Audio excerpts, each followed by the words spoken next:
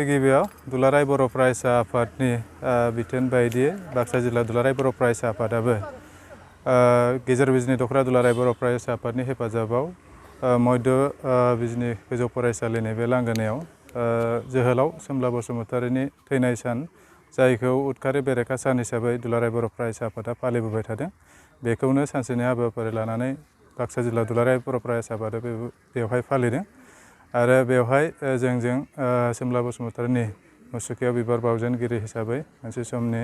गेजेर बिजनि दख'ना दुलाराय बर' फरायसा आफादनि बारग' आफादगिरि आरो फोरोंगिरि सार बिनय केरकेटारि बिथाङा बाहागो लादों लोगोसे सालबारि गुदि बर' थुनलाइ आफादनि गाहाय नेहाथारिजों लोगोसे गुबुन गुबुन बारग' दैदेनगिरि बिथांमोना बेवहाय बाहागो लादों आरो बेहाय माखासे दख'राफोरा बाहागो लानानै दिनैनि हाबाफारिखौ जोङो बेहाय खुंफुंदों आरो बेनि थांखिया मोनसेल' जे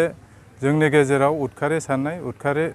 जि गोसो बे जाहाथे जोंनि जायगायाव जायगा मोना गोबां जोंनि गेदेर गोलाव सानसुमै बिथांमोनखौ जोङो जिउ खोमाबाय गावजों गावनि गेजेराव एना एनि सानलायनाय गावजों गावनि गेजेराव एसे जि नासयलायनाय गावजों गावनि गेजेराव गोरोबलायै आरो गोरोबलायै थानायनि गेजेरजोंबो एखेबारे उदखारि साननाय जिउ फोजोबनायसिम बे थासारिया जाहाथे फिन बर' माहारिनियाव जाहाथे सोमजिफिना जों सुबुंखान्थि हादोरनि साफा साफा नागरिक लोगोसे बर' माहारिनि मोजोमसे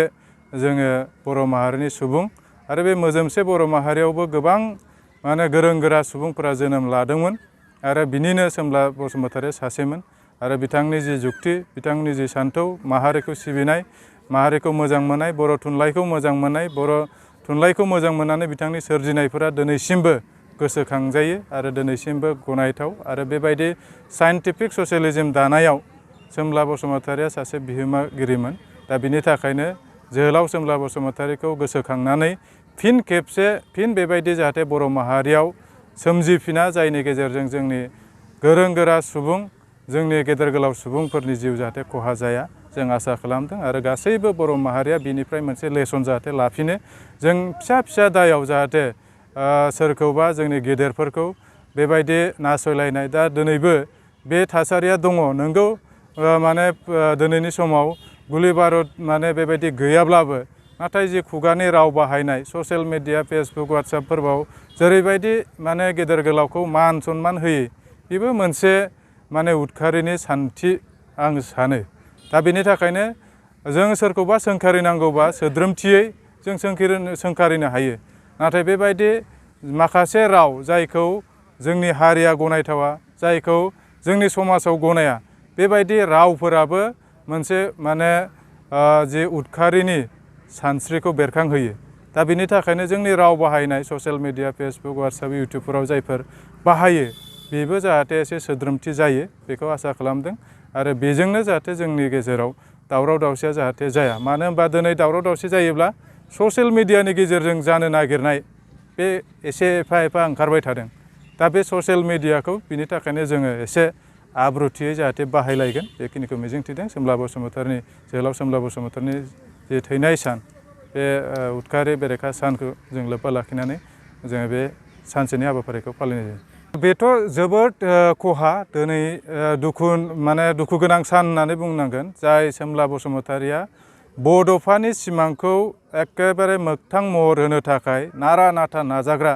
आरो जुक्तिबादि बिथाङा मोनफ्रोमबो खामानिनि सिगां बेखौ मावनो हानाय मावनो हायै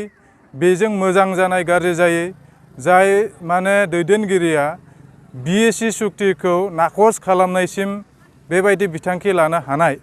बेजों जोंनि माहारिया जौगाया होननाय बिनि गासैबो जुक्तिखौ दिहुननानैसो बे नाखस खालामनाया फैदों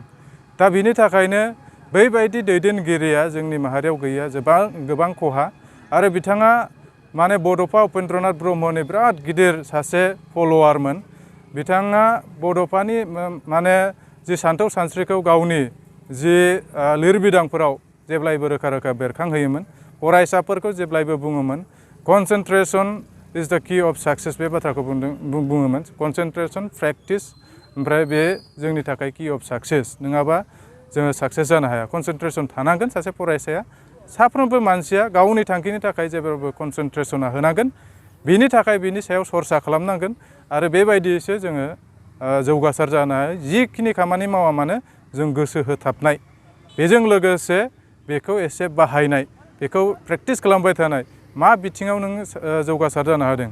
बेखौ जेब्लायबो बिथाङा फोरमायदोंमोन आरो बड'फाया बेबायदिखौनो गावनि जिखिनि फरायनाय खथा बेहाय रोखा रोखा लिरनानै लायो होननायखौ मोनसेल' आर्टिकेलाव नुवाखै आङो गोबां आर्टिकेलाव बिथाङा बे माबाखौ बे बानबुंथायखौ बड'फानि बानबुंथायखौ बेरखांहोदों दिनै मिरु दुलाराय बर' फरायसा आफादा उदखारि बेरेखा सान बे हाबाफारिखौ लादों आरो बे हाबाफारि लेखायैनो